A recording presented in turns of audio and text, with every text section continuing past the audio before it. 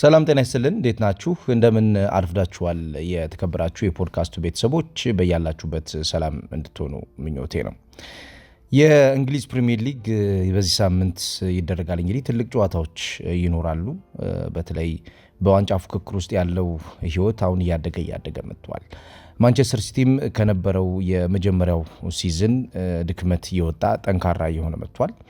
አሰልጣኝ ፔፕ ጋርዲዮላ ለየጨዋታዎቹ መፍትሄ መስጠት የሚችልበትም እቅዶቹ እያደጉ መጥተዋል። ስለዚህ የአርሰናልን የጨዋታ ቀናቶች ቻሌንጅ ከሚያደርጉት የሊጉ ቡድኖች መካከል አንዱ እንደሚሆን ግልጽ ነው። አርሰናልም እንዲሁ ባለፉት 3 እና 4 ሳምንታት ውስጥ የነበረውን ስሊፕ አፕ የተወሰነ ማንቃት ችሏል። በተለይ ከሎንዶን ደርቢ ጨዋታ በኋላ የነበረው የአርሰናል መነሳሳት የእንግሊዝ ፕሪሚየር ሊግ የመጨረሻዎቹን ሳምንታት ጨዋታዎች ፈረንጆቹ ራኒን የሚሉትን እንዲጠበቅ አድርጎታል። በፕሪሚየር ሊጉ ትናንትና አስቶን ቪላ በወልቭስ ተሸንፏል። ወልቭስ አርሰናልን ነጥብ አስጥሎት እንደነበረ የምናስታውሰው ነው። አስቶን ቪላ በዘንድሮ የውድድር ዓመት እንግዲህ ለዋንጫ ከታጩ ቡድኖች መካከል አንዱ ነበረ። በተለይ ከአርሰናል የሁለተኛው የዙር ጨዋታ በኋላ በነበሩት ፉክክሮች ግን ሁኔታዎች እንደቀደመው ጠንከር ብሎ መቀጠል አልቻሉም። ወደ ኋላ መንሸራተት ጀምሯል። ትናንትና ደግሞ በወልቭስ ተሸንፏል። 2-0 በሆነ ውጤት ነበር የተረታው። ለአሰልጣኙ ኡናይ ኤምሬ በዚህ የውድድር ዓመት የአውሮፓ ውድድር መድረክ ላይ የነበራቸው ተሳትፎ እንዲሁም በእንግሊዝ ፕሪሚየር ሊግ አሁን ያላቸውም ተሳትፎ እንደጠበቁት እየሆነላቸው አይደለም። ዣኦ ጎሜዝ እና ሮድሪጎ ጎሜዝ ባስቆጠሯቸው 2 ጎሎች ነው እንግዲህ 2-0 በሆነ ውጤት ያሸነፉት። በዚህ ጨዋታ በነገራችን ላይ አርምስትሮንግ በጣም ድንቅ ነበረ። ለወልቭሶች የዚህ ጨዋታ ትርጉም በጣም ከፍተኛ ነው። ምክንያቱም ከደረጃ ሰንጠረዡ አሁን ካሉበት አደጋ ለመውጣት ጨዋታዎችን ማሸነፍ በጣም ወሳኝ ነው። ስለዚህ ወልቭስ ይህን ጨዋታ ማሸነፉ በፕሪሚየር ሊጉ ያለውን የነጥብ ደረጃውን ወደ 13 አሳድጓል። ከበርንሌይ 19 እንዲሁም ከዌስትሃም 25 ከኖቲንግሃም ፎረስት እንዲሁ 27 ነጥቦች ብዙ የራቀ ቢሆንም ከዚህም በኋላ በሚደረጉ ጨዋታዎች ግን ጨዋታዎችን ማሸነፍ በራሱ ለወልቭሶች የሚሰጠው ነገር በጣም ያደገ ነው። በፕሪሚየር ሊጉ የደረጃ ሰንጠረዥ አስቶን ቪላ 51 ነጥብ ላይ አርፏል። ስለዚህ ማንቸስተር ዩናይትድ በፕሪሚየር ሊጉ የሚያደርገውን የዚህን ሳምንት ጨዋታ ከክሪስታል ፓላስ ጋር ነው ይህን ጨዋታ የሚያደርገው። ካሸነፈ ከአስቶን ቪላ ጋር ያለው የነጥብ ልዩነት እኩል ይሆናል ማለት ነው። 51 ነጥብ ላይ የሚያርፍ ይሆናል። ስለዚህ ተጠባቂ ጨዋታ ነው ለማንቸስተር ዩናይትድ ነገ ከክሪስታል ፓላስ ጋር የሚያደርገው። አርሰናል ከቼልሲም በዚሁ ቀን የሚደረግ ጨዋታ ነው። ፉልሃም ከቶትናም ሆትስፐርስ የሚያደርጉት ጨዋታ ይኖራል። ዛሬም በእንግሊዝ ፕሪሚየር ሊግ ሌላው ተጠባቂ የሚሆነው ጨዋታ ሊድስ ዩናይትድ ከማንቸስተር ሲቲ ጋር ምሽት 2 ሰዓት ተኩል ላይ የሚያደርጉት ጨዋታ ይኖራል። ኒውካስል ከኤቨርተን እንዲሁም በርንመዝ ከሰንደርላንድ በጣም ትልቅ ጨዋታ፣ ሊቨርፑል ከዌስትሃም የሚያደርጓቸው ጨዋታዎች ይኖራሉ። ተጠባቂ ጨዋታዎች ናቸው። ምክንያቱም የፕሪሚየር ሊጉ ከዚህ በኋላ የሚደረጉ ጨዋታዎች ቀላል የሚባሉ ፉክክር ቀናቶች አይኖራቸውም። ጠንከር ያለ የፉክክር ቀናቶች እንደሚኖራቸው ኤክስፔክት ይደረጋል። ስለዚህ እነኚህ ጨዋታዎች የሚጠበቁ ፉክክሮች ይሆናሉ ማለት ነው። ትናንትና በጨዋታ ቅድመ ጨዋታ ጋዜጣዊ መግለጫ ላይ የተሰጡ ሀሳቦች አንዱ አስገራሚ አስተያየት የሆነውን እናም በዘንድሮ የውድድር ዓመት ምናልባትም አሰልጣኝ ፔፕ ጋርዲዮላ ፕሬዠሩን ፊል እያደረገው ነው ወይ የሚያስብል አስተያየት ሰጥቷል።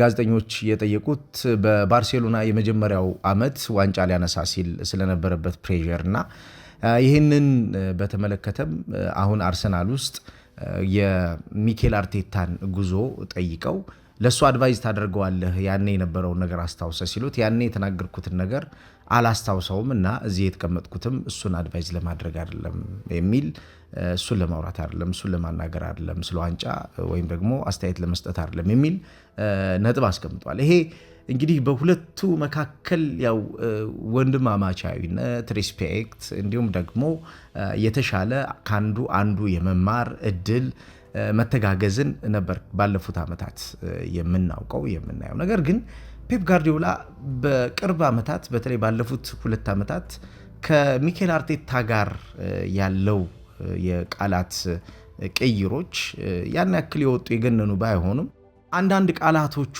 ግን የፔፕ ጋርዲዮላ የሚኬል አርቴታን ተጽዕኖ ፊል ያደረገው ይመስላል።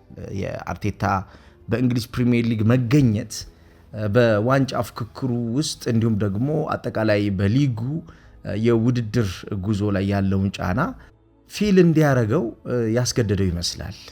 ንግግሮቹ አጠቃላይ ያለው ስሜት ከዛ ጋር የሚቀዳ ነው። ያን በደንብ የሚያሳይ አይነት ስሜት ነው እየተመለከትን ያለ ነው። ሲናገርም ትናንትና በነበረው ጋዜጣዊ መግለጫ የፔፕ ጋርዲዮላ ፖዚቲቭ የሆኑ ሀሳቦች እንዳሉ ሆነው ከአርቴታ ጋር በተያያዘ የሚጠየቁትን ጥያቄዎች የሚመልስበት መንገድ የአርቴታን እድገት፣ የአርቴታን የቡድን ግንባታ፣ የአርቴታን በሊግ ውስጥ የፈጠረውን ተጽዕኖ በተመለከተ ፖዚቲቭ የሆኑ ነገሮችን በመጀመሪያዎቹ 2 እና 3 ዓመታት በተለይ 2020፣ 2021 እና 22 አካባቢ ይናገር ነበር። ከ2023፣ 24፣ 25 በወዲህ ባሉት ዓመታት ግን እነዚህ የሚናገራቸውን ነገሮች እየቀነሰ መጥቶ አሁን ጭራሽ ስለሱ ላወራ አይደለም እዚህ የተቀመጥኩት የሚል አስተያየት ሰጥቷል። ያው በእግር ኳስ የረጅም ጊዜ ተፎካካሪው እንደሚሆን ግልጽ ነው። ከሱ ስር ሆኖ የተማረ ሰው እንደሆነ ይታወቃል። በፔፕ ጋርዲዮላ የምክትል አሰልጣኝነት ዘመኑ የተሻለ እገዛ አድርጎለታል። ያው ይሄን ፔፕ ጋርዲዮላ በተደጋጋሚ የሚናገረው ነገር ነው። የአርቴታ ተጽዕኖ በሲቲ የኮቺንግ ስኳድ ውስጥ እንዲሁ በቀላሉ የሚታይ እንዳልሆነ ተናግሯል። እንዳውም በአንድ ወቅት የተናገረው ነገር ምንድነው? እሱ ከኔ ከተማረው ይልቁን እኔ ከሱ የተማርኩት ይበልጣል የሚል ግልጽ የሆነ ቦልድ ስቴትመንት ነበር ያስቀመጠውና ይሄ እሱ በእግር ኳስ ህይወቱ ላይ የፈጠረው ጫና ምን ያክል ከፍ ያለ ጫና እንደሆነ የሚያሳይ ነው። ከቅርብ ጊዜ ወዲህ ያሉት ጫናዎች ግን ለምንድን ነው የመጡት ካል ሪል የታይትል ኮንተንደር ቡድን ፈጥሯል አርቴታ። ይሄ በፕሬዠር ውስጥ ያለውን ፔፕ ጋርዲዮላን በተለይም ደግሞ በእንግሊዝ ፕሪሚየር ሊግ ዘንድሮ ትክክለኛው ተፎካካሪ የሆነው ወይ ሊቨርፑል አይደለም ወይንም ደግሞ አስቶን ቪላ አይደለም ወይንም ደግሞ ማንቸስተር ዩናይትድ አይደለም ወይም ቼልሲ አይደለም፣ አርሰናል በዚህ ሊግ ውስጥ ዘንድሮ ጫና ባያሳድር ኖሮ ሲቲ ዘግይቶም ቢሆን ወደ ዋንጫ ፉክክር ገብቷል። ስለዚህ ይህንን የዋንጫ ፉክክር በተመለከተ የሚሰጣቸው አስተያየቶች ከዚህ በፊት በሚሰጣቸው ስሜቶቹ የተቃኙ አይደሉም። ከ2 ወር በፊት እንዲሁ አንድ አስተያየት ሰጥቶ እንደነበር እናስታውሳለን። የጥር ወር መጀመሪያ ታህሳስ ወር መጨረሻ አካባቢ ነው ሊትራሊ የተናገረው። የእንግሊዝ ፕሪሚየር ሊግ ዋንጫ ፉክክራን ወደ አርሰናል እየሄደ ነውና ምን ትላለ ተብሎ ሲጠየቅ 15 እና 14 ጨዋታዎች እየቀሩት የሊጉ ዋንጫ የተወሰነበት ሊግ አለ ወይ ንገሩኝ። ገና እኛ መጨረሻ ላይ ሲዝኑ ሊያልቅ ሲል ምን ማድረግ እንዳለብን እናውቃለን፣ ባለሟሎች ነን። የመጨረሻው የሲዝን የጨዋታ ክብደትን እንዴት መቋቋምና ማሸነፍ እንዳለብን እንረዳለን።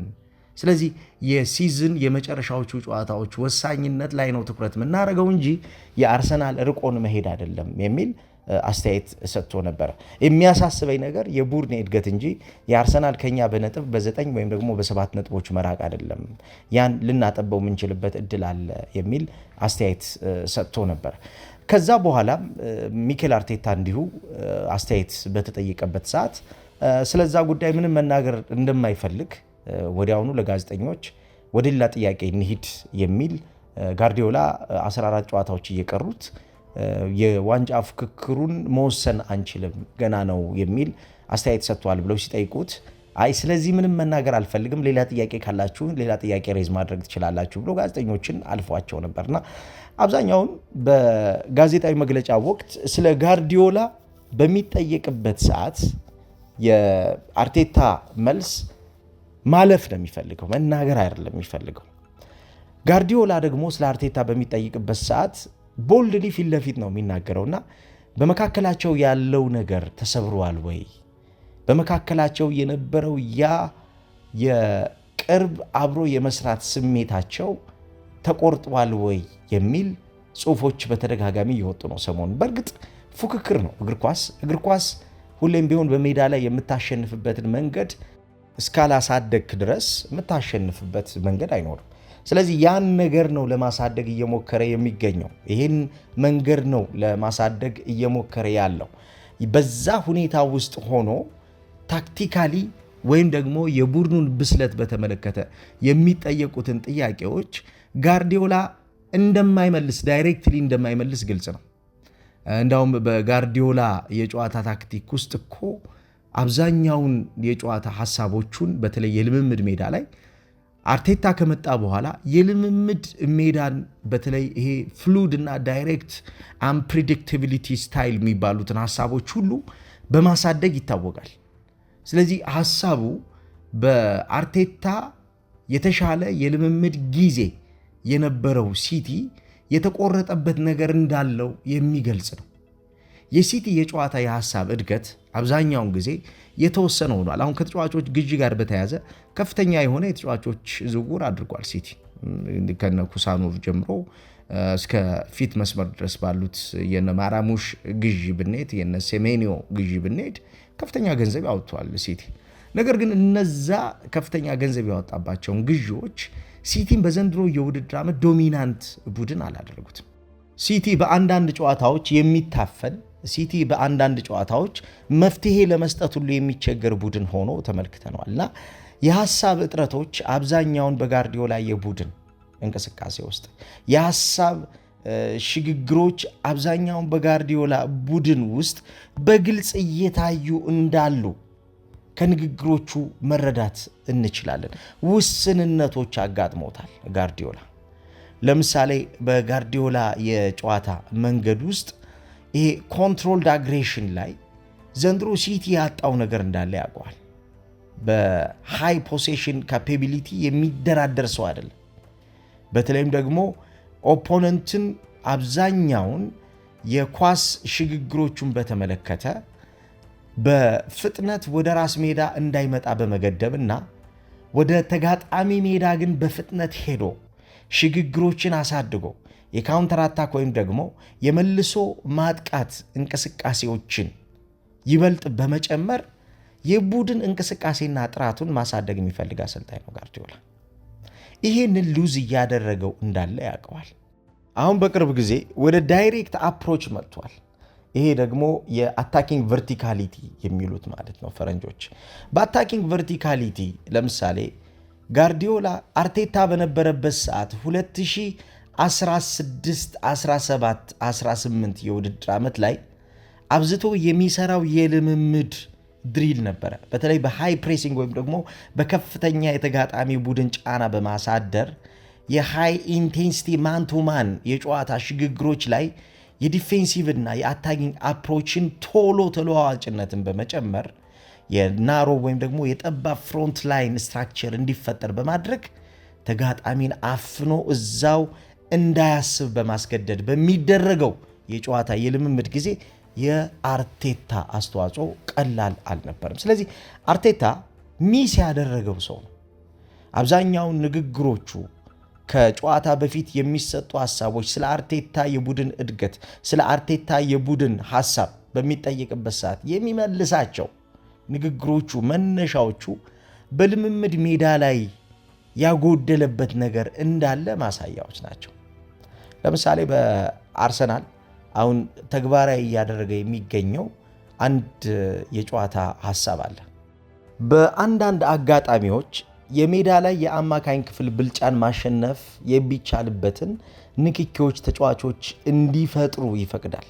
ኦኬዥናሊ ባይፓሲንግ the opponent midfielders ይለዋል እሱ። በአንዳንድ አጋጣሚዎች ሁሌ ሳይሆን በአንዳንድ የጨዋታ ሁኔታዎች ውስጥ ሳምታይምስ ነው የሚለው እሱ። አንዳንዴ በሚታፈኑባቸው እንቅስቃሴዎች ውስጥ ተጫዋቾች የሚያልፉባቸውን ድሪሎች የአንድ ለአንድ፣ የአንድ ለሁለት፣ የአንድ ለሶስት ድሪሎችን ደጋግሞ በመስራት በማንቸስተር ሲቲ በነበረበት ሰዓት የሚታፈኑ የጨዋታ እቅዶች ላይ ኢንፑቶች ነበሩት አርቴታ። ይህንን አሁን በአርሰናል ከመጣ በኋላ ዴክለን ራይስ እየመጣ እንዲተገብረው ያደርጋል። ኦኬዥናሊ ባይፓስ ያደርጋል። ያለ ቦታው እየሄደ የጨዋታ እንቅስቃሴዎች የመጨረሻ የሜዳ ክፍል ሽግግሮችን የሚያልፍባቸው የራሱ የሆኑ የጨዋታ ሐሳቦችን እየተቀበለ እነዛን የጨዋታ ሐሳቦች ተቀብሎ ወደ መጨረሻው የሜዳ ክፍል የማጥቃት ፔኔትሬሽን እየገባ ሳጥኖችን እያዘጋጀ እነዛን ሳጥኖች ለማጥቂያ ቀዳዳዎች እያዘጋጀ ተጋጣሚን ደካማ ቡድን የማድረግ ስራዎችን ይሰራል። እንደዚህ አይነት ሐሳቦችን የሚያመጣ ነው አርቴታ። በጋርዲዮላ ሰዓት ቁጭ ብሎ የሚያደርሰው አይደለም፣ የሚያነብሰው ነው። አብዛኛውን ጊዜ ነገሮችን የሚያደርገው ታቅዶና ታስቦ ነው። ይህንን በተደጋጋሚ በሲቲ በነበረበት ሰዓት ጋርዲዮላ ደጋግሞ ተናግሮታል። አርቴታ ሁሌም ለአዲስ ነገር፣ ሁሌም ለአዲስ ሀሳብ ዝግጁ ነው። እነዚህ አዲስ ነገሮቹ፣ አዲስ ሀሳቦቹ ደግሞ የቡድን እድገት ላይ ያላቸው ኢምፓክት በግልጽ የሚታይ ነው ይላል። በግልጽ የሚታይበት የእሱን ኳሊቲ ነው ያጣው ማለት ነው። በቡድን ተጽዕኖ፣ በቡድን እድገት፣ በቡድን እንቅስቃሴ ሽግግሮች ውስጥ የምክትል አሰልጣኞች ሀሳብ ለዋና አሰልጣኞች የሚሰጠው ነገር ቀላል አይደለም። እንዲሁ በትንሹ የሚተረጎም አይደለም፣ በትንሹ የሚዘረዘር አይደለም። ከፍ ያለና ያደገ ነገር ይሰጣል። እንደ አርቴታ አይነት አሰልጣኝ ደግሞ በቡድን እንቅስቃሴ ውስጥ ሳይኖር ሲቀር የቡድን እንቅስቃሴውን እንዴት እንደሚያጎድለው ጋርዲዮላ ያውቋል። ለዚህ ነው እኔ እዚህ የተቀመጥኩት የእሱን የዋንጫ ጉዞ በተመለከተ ላማክር አልተቀመጥኩም። እኔ በባርሴሎና የነበረኝን ኤክስፔሪየንስ ንገረው ካላችሁኝ ያን የነበረኝን የባርሴሎና ኤክስፔሪየንስ ረስቼዋለሁ፣ አላስታውሰውም ነው ያለው። ይሄ በግልጽ የሚታይ በጋርዲዮላ ውስጥ ያለ ጫና እንደሆነ ግልጽ ነው። ትልልቅ አሰልጣኞች አብዛኛውን ጊዜ በጌም ማኔጅመንት ውስጥ የራሳቸውን ቡድን ከቨር በማድረግ ይታወቃሉ። ጋርዲዮላ ራሱ በቡድን እንቅስቃሴ ውስጥ ተጋጣሚዎች ከሚፈጥሩበት ጫና በላይ ጋዜጠኞች እየፈጠሩበት ያለው ጫና ከፍተኛ እንደሆነ ያውቀዋል። ስለዚህ እያንዳንዱ መልስ ምን ሊሰጥ እንደሚችል፣ እያንዳንዱ መልስ ምን ሊያሳጣው እንደሚችል ያውቀዋል። ለዚህ ነው ትናንትና በነበረው ጋዜጣዊ መግለጫ ላይ ያንን ምላሽ የመለሰው። ስለዚህ ፕሬዠሩ እየመጣ እንደሆነ ያውቀዋል። አሁን አርሰናል ነገን የሚጫወተው ዛሬ ሲቲ ነው የሚጫወተው። ዛሬ ሲቲ ነጥብ ከጣለ ፕሬዠሩ ከፍተኛ እንደሚሆን ያውቀዋል። ሲቲ ለምሳሌ አቻ ቢወጣ ዛሬና ነገ ከአርሰናል ጋር በሚያደርገው ጨዋታ ቢያሸንፍ በመካከላቸው ያለው የነጥብ ልዩነት እንደገና ይሰፋል፣ ያድጋል። ስለዚህ ከጨዋታው ቀደም ብሎ ጨዋታው ላይ ትኩረት ማድረግን የፈለገ ነው የሚመስለው። በእርግጥ አንዳንዴ ስትሮንግ በነበሩበት ሰዓት ሲቲ በሜዳ ላይ የጋዜጠኞችንም እንዲሁም የተጋጣሚ ቡድንን ጫናን በተመለከተ በሚያሸንፍበትና ምንም በማይመስለው ሰዓት ጋርዲዮላ እንደዚህ አይነት ጥያቄዎች ምላሽ የሚሰጥ አሰልጣኝ ነው። ምክንያቱም የቡድኑን ጥንካሬ ያውቀዋል፣ የቡድኑን ዴብዝ ያውቀዋል። ቡድኑ ለተጋጣሚዎች የሚሰጠውን የጨዋታ ቀን ትራዲሽን ያውቀዋል። ያ ባህል የማሸነፍ ባህል ነው። ያ ባህል እያንዳንዱ የጨዋታ ቀንን ተቆጣጥሮ የቡድን አድቫንቴጅን ማሳደግ እንደሆነ ያውቀዋል። ስለዚህ በዛ ስሜት ውስጥ ሆኖ የሚጫወትባቸው ጨዋታዎች ለሱ ቀላል ነበሩ። አሁን ግን እነዛ ነገሮች የሉም። ጋርዲዮላ ተፎካካሪነቱ በሌሎች ቡድኖች እንቅስቃሴ የተወሰነ ነው። በራሱ መንገድ ብቻ የሚሄድ አልሆነም። የአርሰናልን ነጥብ መጣልም ይጠብቃል። የአርሰናልን ስሊፕ አፕ ይጠብቃል። ከዚህ በፊት የማንንም መውደቅ ወይም ደግሞ የማንን ነጥብ ማጣት የሚጠብቅ ሲቲ አልነበር። የራሱን መንገድ ይዞ ሄድ ሲቲ ነው የነበረውና ይሄ ጫና ምናልባት ፔፕ ጋርዲዮላን ትናንትና የሰጠው አይነት አስተያየት ውስጥ እንዲያርፍ አድርጎታል። በዚህ ሳምንት በተለይ ከሊድስ ጋር የሚያደርገው ጨዋታ በጣም ወሳኝ ጨዋታ ነው። ሊድስ በጣም አስቸጋሪ ቡድን ነው። በትልቅ ቡድኖች ላይ በትልቅ ቡድኖች አይንም ከተመለከት ነው ለሲቲም ከሚጫወትበት የጨዋታ መንገድ አንጻር በጣም ወሳኝ የሚባሉ የፕሬሲንግ ማሽኖች ያሉት አይነት ቡድን ስለሆነ አፍኖ በማጥቃትና በመከላከል እንቅስቃሴዎችም ደግሞ የማይጋለጡ ስፔሶችን በመደጋገምና በማብዛት ሲቲ እነዛን የማይጋለጡ ስፔሶችን እንዲያገኝ ጊዜ እንዲወስድ የሚያደርግ ቡድን ሆኖ ሜዳ ላይ ሊፈጠር ይችላል። እንግዲህ የዛሬው ጨዋታ ምን ሊያመጣ ይችላል፣ ምን ፕሮዲውስ ሊያደርግ ይችላል የሚለው ነገር የሚጠበቅ ነው የሚሆነው። የፔፕ ጋርዲዮላ አስተያየት ግን በዚህ ሳምንት እጅግ አስገራሚ አስተያየት ሆኖ አልፏል። የዛሬው ቆይታ ይህን ይመስል ነበረ። ከጨዋታዎች በኋላ ደግሞ ተመልሰን በሌሎች ሀሳቦች የምንገናኝ ይሆናል። ጥሩ ጊዜ